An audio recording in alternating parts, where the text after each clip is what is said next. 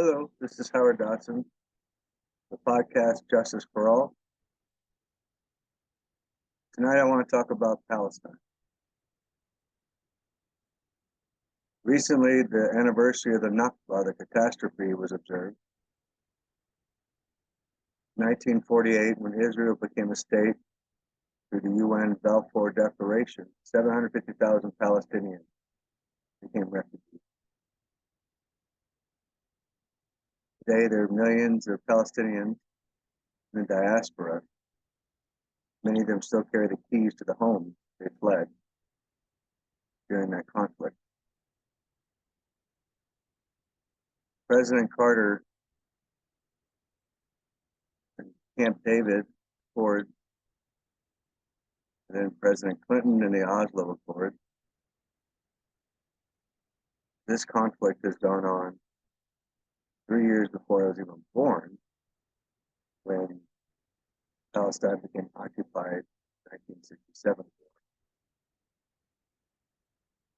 We're never going to find peace in the Middle East until there's a free and viable Palestinian state.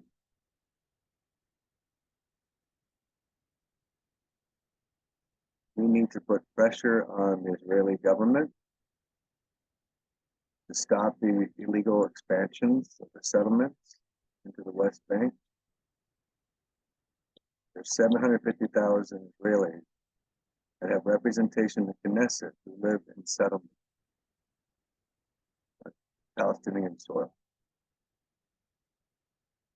I was able to get Alan Bozak, a leader in the anti-apartheid movement, at a Presbyterian meeting in Denver.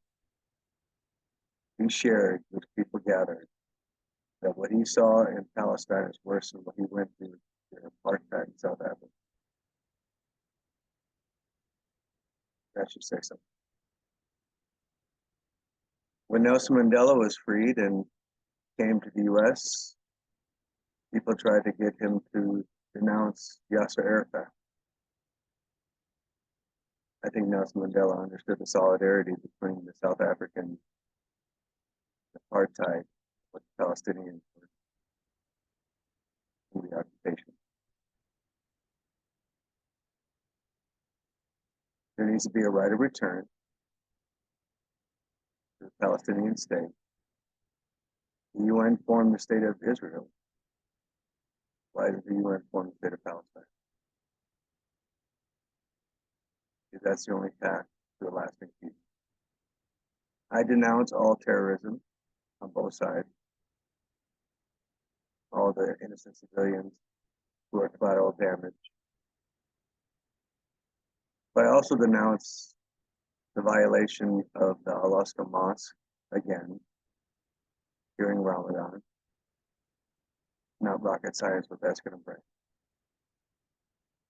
One of my favorite movies from the 90s was Wag the Dog, which was kind of a political commentary on Clinton and bombing Serbian forces during the Monica Lewinsky scandal. Why does Netanyahu want to limit the judiciary in Israel? Those judges know about international law. They know about the settlement. His base, a big part of his base is coalition, parliamentary system of the coalition party.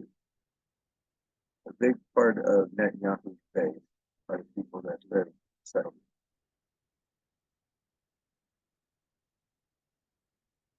You need to call it for what it is.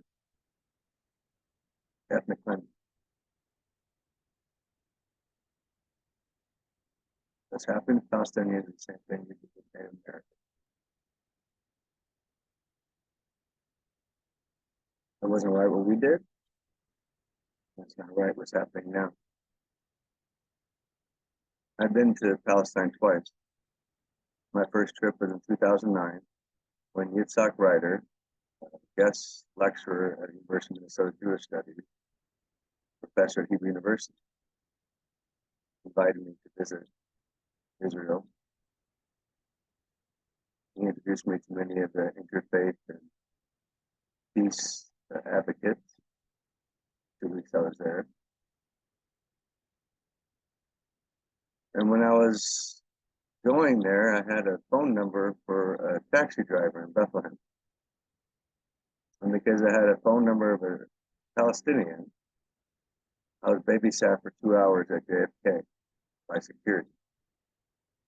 I explained to them, it's like taxi driver. As soon as I leave the checkpoint, I want to be able to be sure that the person picking me up is not going to price gouge because I'm American. I've been to Bethlehem, Nablus, Ramallah, Hebron, Jericho. I've seen the condition in occupied Palestine. I've been to the refugee camp. I see the poverty and the violence. And without freedom, the risk of political violence is predictable. I don't condone it, but I can predict it. This intractable conflict goes back to 1948.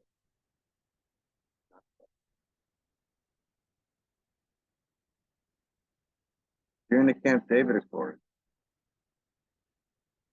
they had a breakthrough when it looked like everything was going to fail. Carl Rogers was an advisor, human psychologist. Everything was about to fall apart. He asked all parties to share photos of their children and grandchildren.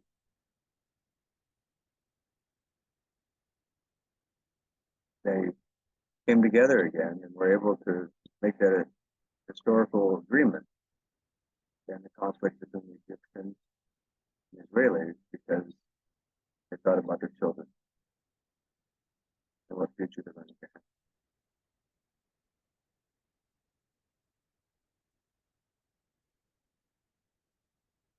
The Trump's Abrahamic Accord, that was all about Iran. Israel and some of the Sunni nations joining forces preparing for a possible war with Iran.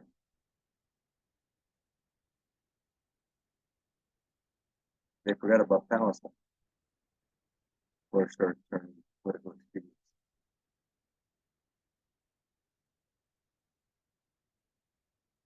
So who's really been faithful to Palestine? Who's maintained their freedom and justice? I'd be frustrated if I was a Palestinian.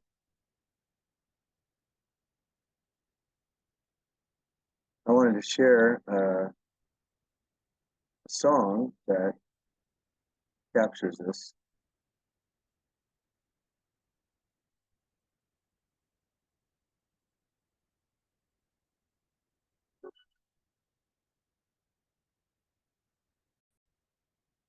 Many years of catastrophe, more than 6 million refugees. It could be you and your family, forced from your home and your history. We are the people, and this is our time. Stand up, sing out for Palestine.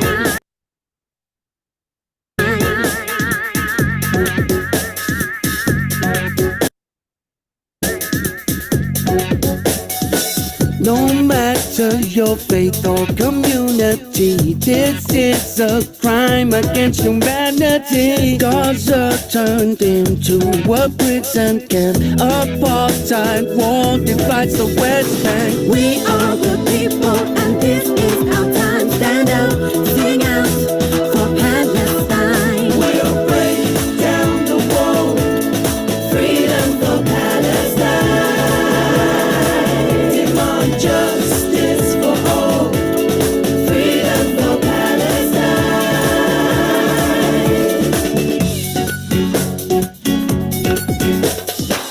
Enough illegal occupation. violence and racial segregation. All religious communities unite. Freedom is a human right. We are the people, and this is our time. Stand up, sing out for Palestine. We'll break down the wall. Freedom for Palestine. Demand justice for all. Freedom for Palestine.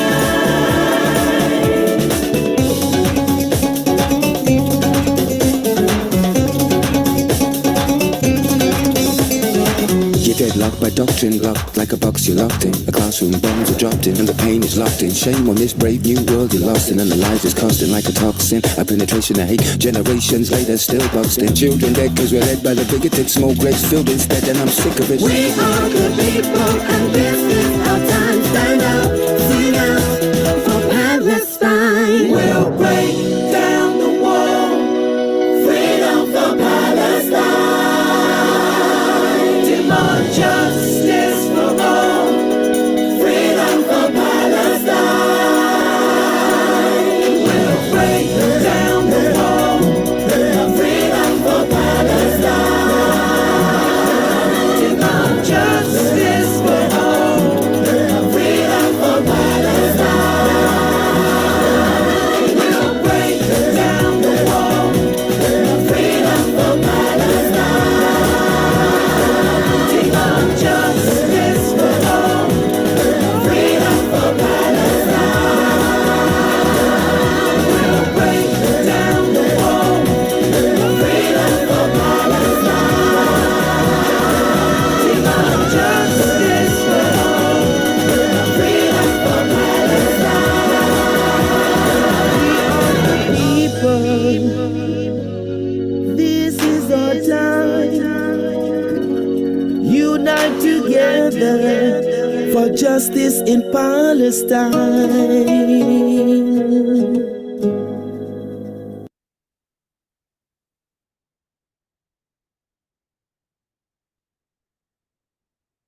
You see South Africans singing for freedom for Palestine.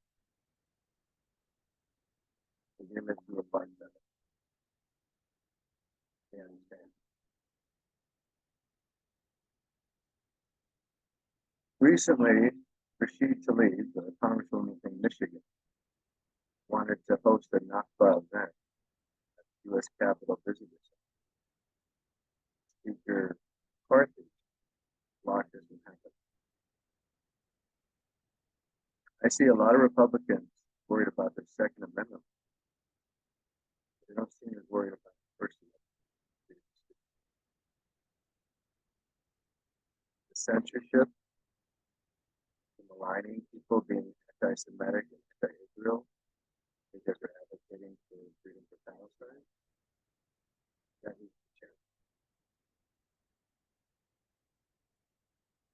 Because we advocate for freedom for Palestine because that'll bring peace. These obstacles of peace. The refugee question, the right of return for those killing us,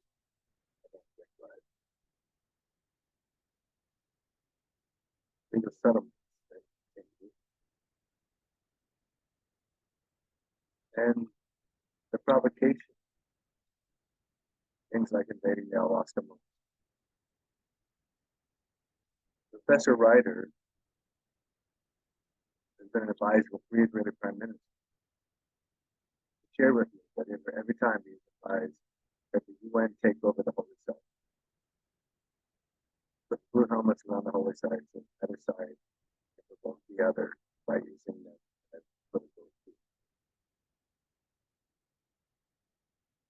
Why hasn't any of these Israeli prime ministers listened? Enough with the way to God. There's people who don't want this issue resolved because they can use it for this purpose. So I pray for another Camp David, another Muslim Lord, a breakthrough in this practical conflict. Because of peace comes, if we do it in someone that falls, both sides. speak some hard truth. The $5 billion in aid that we give to Israel, some of that should be contingent on the settlements stopping illegal activity. There needs to be accountability for the settlers, political violence against Palestinians, and provoke more action. When I was in Hebron, I took a tour, and there's many Israelis who refused to serve the occupied territory. That tour was led by one of the veterans. And we had to worry about rocks being thrown at us. So they put netting up the street so that settlers can't hit us with rocks as they're going to cut them. I know there's a pluralism in the Israeli community and the Jewish community. And I think there's more nuanced understanding for the Israelis who live there and see this way compared to what happens across the pond. And we're here, we lift up Palestine with labor.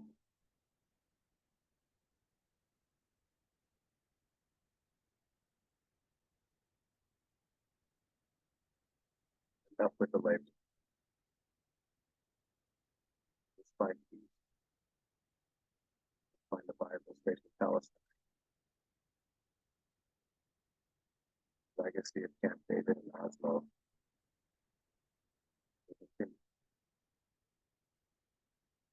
I worry that we're going through another intifada because of what Netanyahu said. I pray for a Dr. King, for a Nelson Mandela to emerge, bring us